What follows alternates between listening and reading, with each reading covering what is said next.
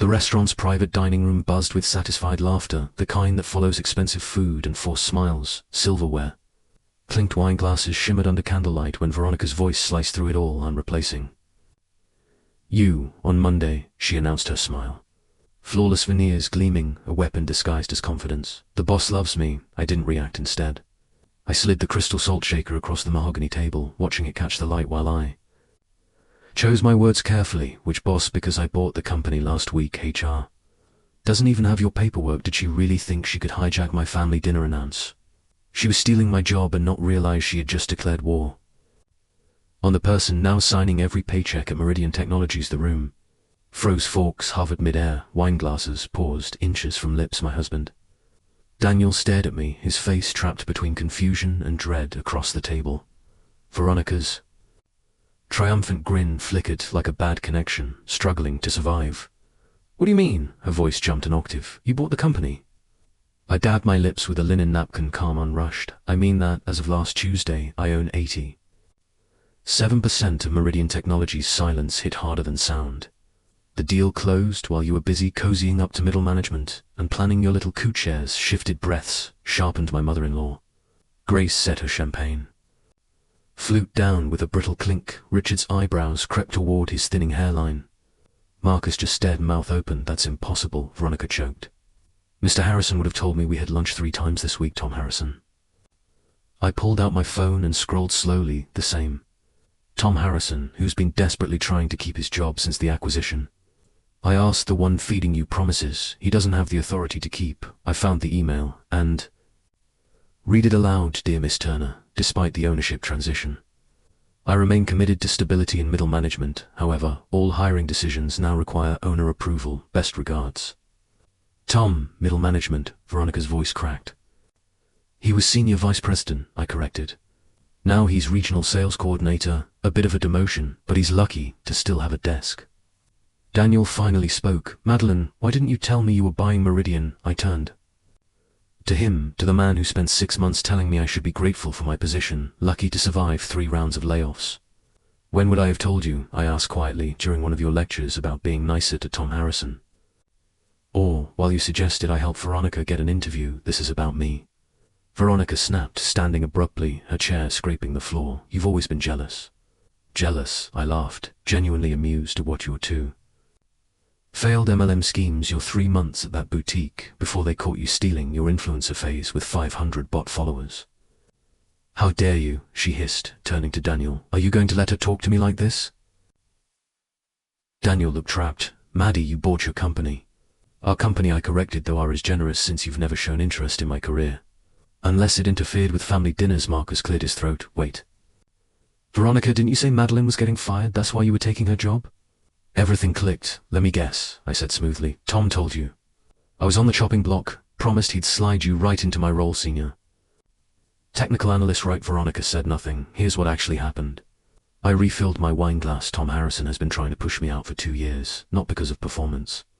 I exceeded every metric, but because I rejected his advances and reported him to HR." Grace gasped. Richard shifted uncomfortably. "HR buried it. I," continued his golf buddy, "ran the department, so I documented everything, every comment, every blocked promotion, every project he stole credit for." I met Veronica's eyes, and while I was building my case, I was building something else. "A buyout," she whispered. "For 18 months, I confirmed.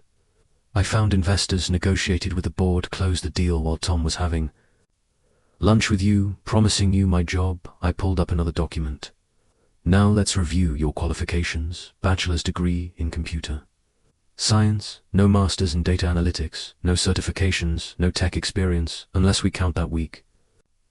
You sold essential oils on Facebook." "Silence, Tom said he'd train me," she muttered. "Tom couldn't train a dog to sit," I replied. "He's been coasting on other people's work for a decade." I locked my phone. "But back to your announcement. You're replacing me Monday." Veronica lifted her chin. "Tom promised." "Tom's promises expired when his signature authority did." I leaned back. "Here's what's actually happening. Monday you'll walk into Meridian at 9 a.m. Tell security you're starting your new job. They'll check the list, find no Veronica Patterson, and politely escort you out." "You can't do this," she snapped. I smiled. "I can do whatever I want. It's my company," I signaled the waiter for the check, "but I'm not completely heartless." We are family after all, hope flickered in her eyes. So I'll give you the same opportunity.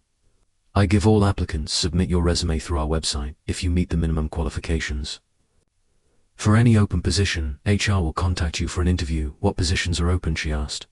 Desperately, let's see, we need a janitor, for the night shift part-time receptionist on weekends. Oh, and cafeteria services is always hiring. The table erupted. Grace accused me of humiliating the family, Richard muttered about vindictive women. Marcus tried to play peacemaker through it all. Daniel sat silent, processing the reality that his wife hadn't just survived corporate politics, she'd won the entire game. You set her up, he finally said. You knew. Tom was feeding her lies, and you let her believe them. I let a woman who spent 3 years calling me a pencil pusher and suggesting I should quit to have babies chase her own delusions, I corrected. The same woman who told your entire family I was too ambitious for my own good, who whispered that I was neglecting you by working late, who suggested loudly at last Christmas that you deserved a real wife who understood priorities she didn't mean. Grace started, Sheeman. Every word I cut her off, just like she meant it when she told the neighbors I was having an affair with my boss, ironic considering she's the one having lunch dates with Tom Harrison.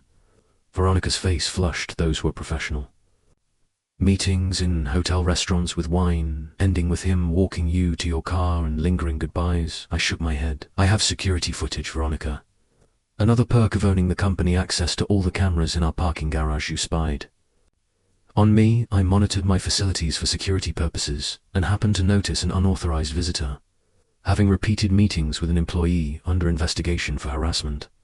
The waiter arrived with the check. I handed him my card, the new one, with owner and CEO printed beneath my name. This is illegal. Richard announced. Discrimination, retaliation. Will sue for what?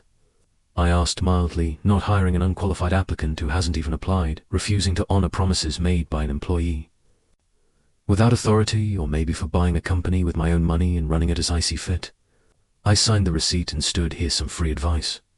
Richard, your daughter is unemployed with no skills and champagne tastes instead of enabling her fantasies about stealing other people's jobs. Maybe encourage her to earn one. You've changed, Daniel said quietly. No, I replied, gathering my coat. I've just stopped pretending to be less than I am to make others comfortable. Veronica made one last attempt. Madeline, please, we're family. Surely you could find something. I found something, I interrupted. I found that you've been plotting to take my job for months. I found that you were willing to celebrate my supposed firing at a family dinner. I found that you announced my replacement with joy in your voice and malice in your heart. I looked around the table at these people I tried so hard to please for 7 years. I also found $22 million in venture capital and bought a company. Funny how different our definitions of achievement are. Where are you going? Daniel asked, as I headed for the door back to my office, the one Veronica won't be occupying. Monday or any other day. We're announcing the acquisition tomorrow, and I have a press release to approve. It's Saturday night, and I own a company that needs restructuring. That's what real executives do. Veronica were not scheme over lunches with married men twice their age. I paused at the door, looking back at the wreckage of dinner. Oh, and Tom Harrison, they'll be clearing out his office Monday morning. Security will escort him out at 9 a.m. Maybe you can keep him company in the lobby. The drive back too. Meridian's headquarters was peaceful. The building stood gleaming in the city lights. My name soon to replace the old logo. 22 floors of potential innovation and hard-won success. My phone buzzed with messages. I ignored Daniel, trying to process Grace demanding apologies, Veronica threatening lawsuits. Let them rage. I had work to do in my office, the CEO's office now. I looked at the planning wall. I'd hidden behind false panels for 18 months, every move mapped out, every contingency considered. Veronica's attempted coup was just a minor footnote, barely. Word the post-it note I'd allocated to Harrison's revenge plots. Tom had thought he was so clever, promising my job to my sister-in-law. He probably imagined the poetry of it, replacing me with family, making every holiday a reminder of his power. Instead, he'd given me the perfect opportunity to reveal the truth and clean how simultaneously my assistant knocked and entered with a stack of transition documents. Working late on a Saturday, Miss Turner. Just getting started. Jennifer is the all-hands meeting scheduled for Monday, 9:30 a.m., right after Mr. Harrison's departure. I smiled. Perfect. Let's make sure security knows to be especially professional. We want to set the right tone for the new era. As I worked through the night, preparing to transform Meridian from a mediocre tech firm into the powerhouse I knew it could be. I thought about Veronica standing in that lobby. Monday morning, the confusion, the humiliation, the slow realization that her big announcement had been nothing but empty words. She'd said the boss loved her. She just hadn't realized which boss actually mattered by dawn.